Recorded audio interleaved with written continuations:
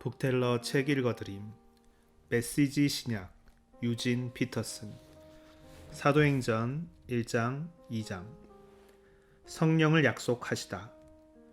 친애하는 데오빌로 각하께 이 책 첫 권에서 나는 예수께서 성령으로 말미암아 친히 택하신 사도들에게 작별을 고하시고 하늘로 들려 올라가신 날까지 그분이 행하시고 가르치신 모든 것을 기록했습니다.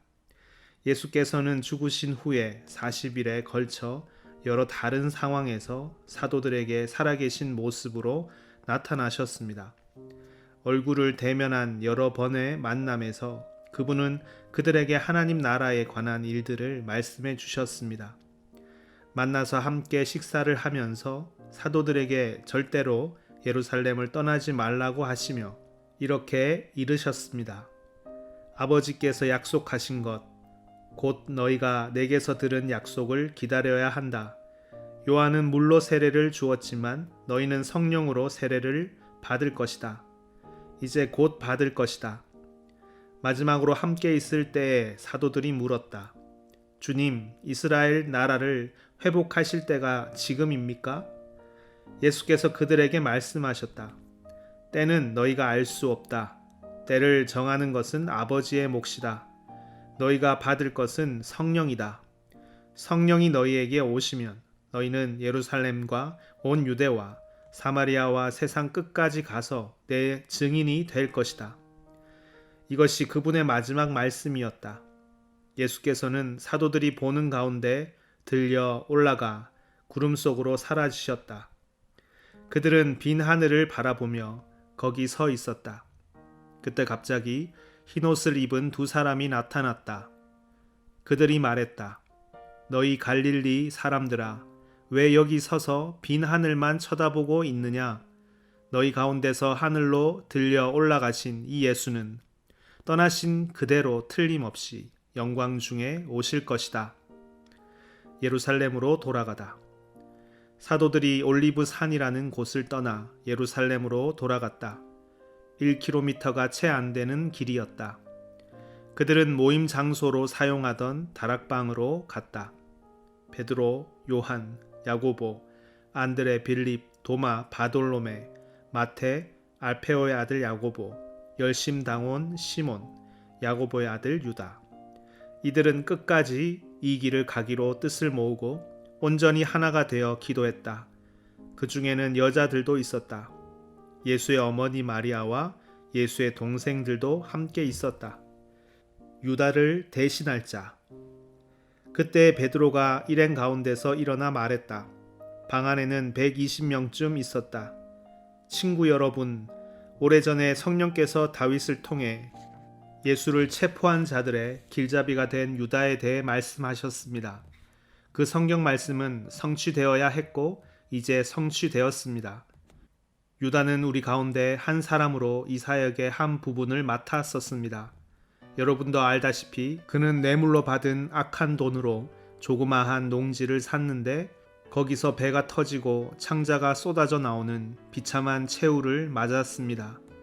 이는 예루살렘 사람이면 누구나 아는 일입니다. 사람들은 그곳을 살인의 밭이라고 합니다. 정확히 시편에 기록된 그대로입니다. 그의 농지가 흉흉하게 되어 아무도 거기 살지 못하게 하소서. 또한 나중에 기록된 그대로입니다. 그의 자리를 다른 사람이 대신하게 하소서. 이제 유다를 대신할 사람을 세워야 합니다. 후임자는 예수께서 요한에게 세례를 받으시던 때부터 승천하신 날까지 우리와 함께 있었고 우리와 함께 그분의 부활의 증인으로 지목된 사람들 중에서 나와야 합니다. 그들은 두 사람을 추천했다. 일명 유스도라 하는 요셉 바사바와 마띠아였다. 그들은 기도했다. 오 하나님, 하나님께서는 우리 각 사람을 속속들이 아십니다. 유다가 제 갈 길을 가려고 버린 이 사역과 지도자의 자리를 대신할 사람으로 하나님께서 이 두 사람 중에 누구를 택하셨는지 보여주십시오. 그들은 제비를 뽑았다. 마띠아가 뽑혀서 12사도 중에 들게 되었다. 강한 바람 같은 소리. 오순절이 되었을 때 그들이 다 함께 한 곳에 있었다. 난데없이 맹렬한 기세와 강한 바람 같은 소리가 났으나 그 소리가 어디서 나는지 아무도 알 수 없었다. 그 소리가 온 건물을 가득 채웠다. 그러더니 성령께서 들불처럼 무리 사이로 퍼졌고 그들은 성령께서 시키시는 대로 여러 다른 언어로 말하기 시작했다. 마침 그때에 예루살렘에는 많은 유대인들이 머물고 있었다. 그들은 세계 각지에서 모인 경건한 순례자들이었다. 그들이 그 소리를 듣고 서둘러 달려왔다. 그런데 그들은 각자의 모국어로 들려오는 소리를 듣고 크게 놀랐다. 도무지 무슨 일인지 영문을 알 수 없어 그들은 이렇게 되뇌었다. 이들은 다 갈릴리 사람들이 아닌가? 그런데 이들이 하는 말이 우리 각 사람의 모국어로 들리니 어찌된 일인가? 바댓 사람, 메대 사람, 엘람 사람, 메소포타미아, 유대, 갑바도기아, 본도와 아시아, 부르기아와 밤빌리아, 이집트, 구레네에 속한 리비아, 여러 지역에서 온 방문객들, 로마에서 이주해 온 유대인과 개종자들, 크레테 사람과 아라비아 사람들까지 이들이 우리 언어로 하나님의 능하신 일들을 말하고 있지 않는가? 그들은 머리가 혼란스러워 갈피를 잡을 수 없었다. 당황해서 도대체 이게 무슨 일이지? 하는 말을 서로 주고 받았다. 그런가 하면 이 사람들이 싸구려 술에 취했다고 놀리는 사람들도 있었다. 베드로의 설교.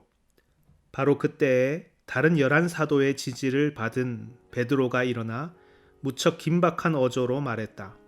유대인 동포 여러분과 예루살렘을 방문 중인 모든 여러분, 잘 듣고 이 이야기를 바로 아시기 바랍니다. 이 사람들은 여러분 가운데 일부가 생각하는 것처럼 술에 취한 것이 아닙니다. 이제 겨우 아침 9시인데 취할 시간이나 있었겠습니까? 이것은 예언자 요엘이 장차 일어날 것이라고 알려준 일입니다. 하나님께서 말씀하신다. 마지막 때에 내가 모든 사람에게 내 영을 부어 줄 것이다. 너희 아들들은 예언할 것이요 너희 딸들도 예언할 것이다. 너희 청년들은 환상을 볼 것이며 너희 노인들은 꿈을 꿀 것이다. 그때가 이르면 나를 섬기는 남종과 요종에게 내 영을 부어 줄 것이니 그들은 예언할 것이다. 내가 위로 하늘의 이적과 아래로 땅의 표적을 베풀 것이니 피와 불과 소용돌이치는 연기, 주의 날 무섭고 기이한 그날이 오기 전에 해가 어두워지고 달이 핏빛으로 붉어질 것이다. 누구든지 나 하나님에게 구해달라고 부르짖는 자는 구원을 얻을 것이다. 이스라엘 동포 여러분, 이 말을 잘 들으십시오. 나사렛 예수는 하나님께 온전히 인정받으신 분이셨습니다. 하나님께서 그분을 통해 행하신 기적과 이적과 표적들은 여러분이 이미 다 알고 있습니다. 이 예수께서 하나님의 주도 면밀하신 계획에 따라 법을 제 멋대로 주무르는 사람들에게 배반당하시고 여러분에게 넘겨졌습니다. 여러분은 그분을 십자가에 못 박아 죽였습니다. 하지만 하나님께서 죽음의 밧줄을 푸시고 그분을 다시 살리셨습니다.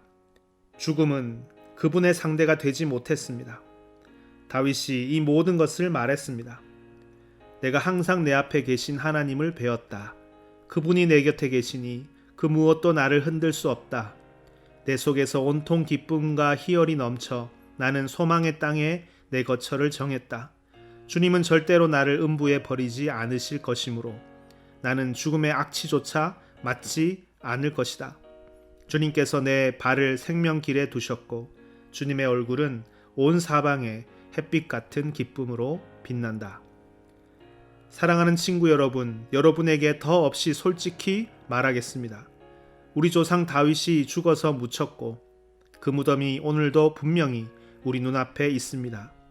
그러나 예언자이기도 했던 그는 자신의 한 후손이 나라를 다스릴 것이라고 하신 하나님의 엄숙한 맹세를 알고서 먼 장래를 내다보며 메시아의 부활을 앞서 말했습니다. 음부에 내려가지 않고 죽음의 악취를 맡지 않을 것이다 라는 말이 바로 그것입니다. 이 예수를 하나님께서 다시 살리셨습니다. 여기 있는 우리가 다 그 일의 증인입니다. 그 후에 예수께서 하나님 오른편 높은 곳에 올려져 아버지께서 약속하신 성령을 받으시고 그 받으신 성령을 우리에게 부어 주셨습니다. 여러분은 지금 그 일을 보고 듣고 있습니다. 그래서 다윗은 자기가 직접 하늘로 올라가지 않았지만 이렇게 말했습니다. 하나님께서 내 주님께 말씀하셨다. 내가 내 원수들을 내 발판에 대게 하기까지 너는 내 오른편에 앉아 있어라. 그러니 온 이스라엘 여러분, 이것을 아십시오. 여러분이 십자가에 죽인 이 예수를 하나님께서 주와 메시아로 삼으셨습니다. 더 이상 의심할 여지가 없습니다. 듣고 있던 사람들이 마음속 깊이 찔려서 베드로와 다른 사도들에게 물었다. 형제 여러분, 그러면 우리가 이제 어떻게 해야 합니까? 베드로가 말했다. 삶을 고치십시오. 하나님께로 돌아와서 여러분 각자가 예수 그리스도의 이름으로 세례를 받으십시오. 그러면 여러분의 죄가 용서받습니다. 성령을 선물로 받으십시오. 이 약속은 여러분과 여러분의 자녀들은 물론이고 멀리 있는 모든 사람들까지 우리 주 하나님께서 부르시는 사람이면 누구에게나 해당됩니다. 그는 이렇게 한참을 더 말하며 그들에게 간절히 권했다. 이 병들고 무감각한 문화에서 빠져나오십시오. 여러분이 할 수 있을 때 어서 나오십시오. 그날 약 3,000명이 그 말을 믿어서 세례를 받고 등록했다. 그들은 사도들의 가르침과 공동생활과 공동식사와 기도에 자신들의 삶을 드렸다. 주위에 있던 사람들 모두가 사도들을 통해 이루어진 모든 이적과 표적을 보고 두려워했다. 믿는 사람들 모두가 무엇이든 공유하면서 멋진 화합을 이루고 살았다. 그들은 자기들이 가진 것은 무엇이든 팔아 공동 자원으로 이용하면서 각 사람의 필요를 채웠다. 성전에서 예배를 드리고 나서 집에서 식사하고 하나님을 찬양하는 것이 그들의 하루 일과였다. 식사 때마다 즐거움이 넘쳐 흐르는 축제였다. 사람들은 그 모습을 좋게 보았다. 하나님께서 구원받은 사람들을 더하셔서 날마다 그들의 수가 늘어났다.